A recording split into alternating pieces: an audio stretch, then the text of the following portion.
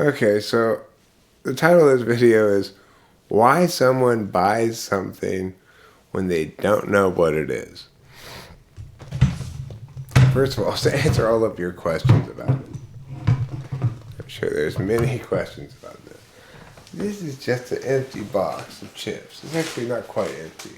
It's got a few bags of chips left in it. So, it's not a very good backdrop, but neither is what's behind it. So, I mean, whatever, right? Okay, so anyway, the point is about this video is why do you buy something if you don't even know what it is? The reason, so I'll start with my own personal story of doing this, but what it made me think of. Actually, I'll start with the other story. There's two stories here. This first story that I'm starting with is a story about a news broadcast I remember watching from a long time ago. Back in the day, AOL used to snail mail people compact or CD-ROMs,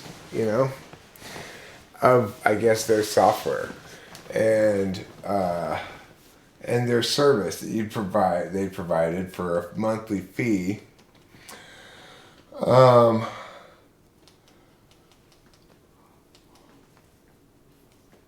To get AOL.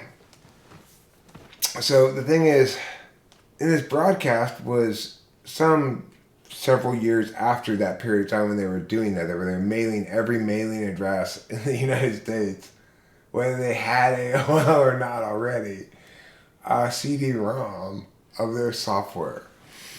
It was a couple years after that, and they were being then accused of wrongdoing. There was some sort of class action lawsuit against them. And a piece of evidence that the news broadcast presented as why they were wrong was that there was this guy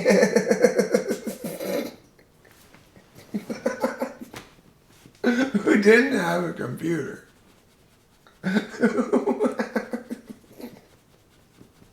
Who bought AOL and continued to pay for it for years. Even though he didn't have a computer.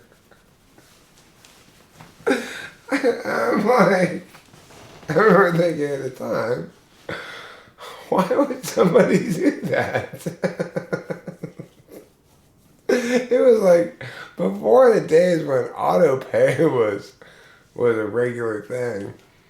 He had to choose to pay every month after month for something that he didn't know what it was.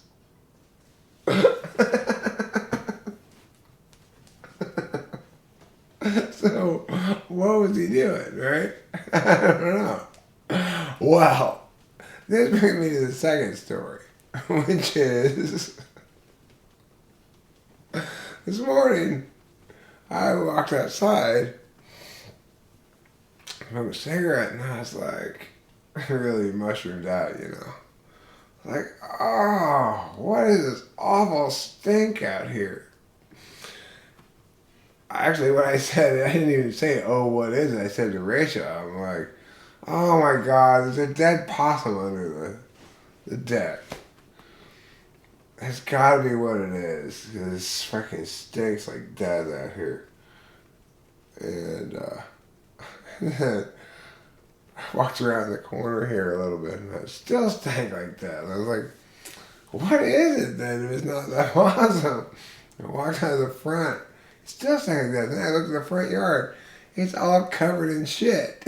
And so is the backyard, but you can't really tell in the backyard.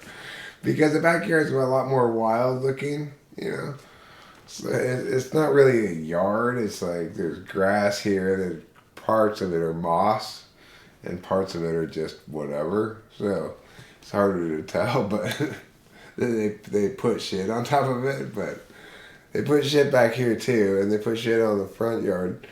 Because why? Because I bought this thing. I didn't know what it was. It was called winter seeding. It makes your grass look greener in the winter, I guess. And we're selling this house, so I figure, whatever, $80 to have the grass is greener. Who knows? Maybe it converts to $1,000 in the selling price or something. Seems like a good idea. I didn't know that I was paying them $80 this week. Don't just be super noisy and annoying, but also surround my house with shit. It's like, I get why they do it. But what's interesting also is that once I knew that's what it was, the smell wasn't as bad, because somehow the smell of a dead possum is worse than the smell of steer manure all around your house, So, anyway, the point of all of this is, why does somebody buy something when they don't know what it is? Well, there's one clear reason why. Because they think they know what it is, but they're wrong. Or because they think they know what it is, and they're right, but it comes with also, but they didn't know, surrounding your house with shit. Right? Those are sensible reasons. Now there's also this thing. You might buy something you don't know what it is if it's intentionally a mystery. So it can get why somebody might buy like a mystery box, because they want a surprise, and then they get a surprise. But that's not the same kind of thing that guy with AOL did. Now that one's a mystery to me. Why does that guy buy?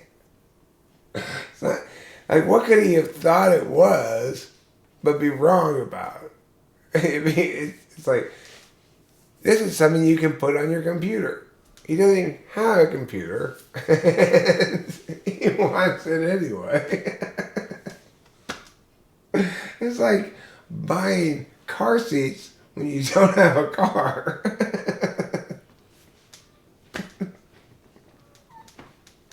That was a mystery to me. And then he continued paying for it for years. Why? What was he thinking? What did he think he was getting?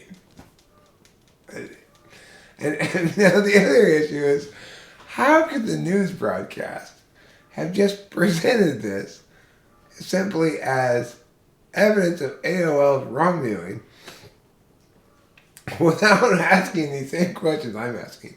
Why did this guy... Why did he purchase it? Why did he purchase something for your computer when he didn't have a computer and continue paying for it month after month? And before the days of autopay, okay? So it's like, why? What was he thinking? I don't know. So if you were hoping there was going to be an answer to the question posed by the title of this video, why does someone buy something and they don't know what it is? I don't have an answer for it in that instance. In my instance, it's because I didn't know the seeds they spread across your lawn came with an extra bonus of surrounding your house with shit. But even if I had known that, I still would have gotten it, because I get the fact that the smell goes away after a day or so. And the grass appreciates the nutrients. There's no such, there's no equivalent for that guy though, right? I don't know. It's a mystery.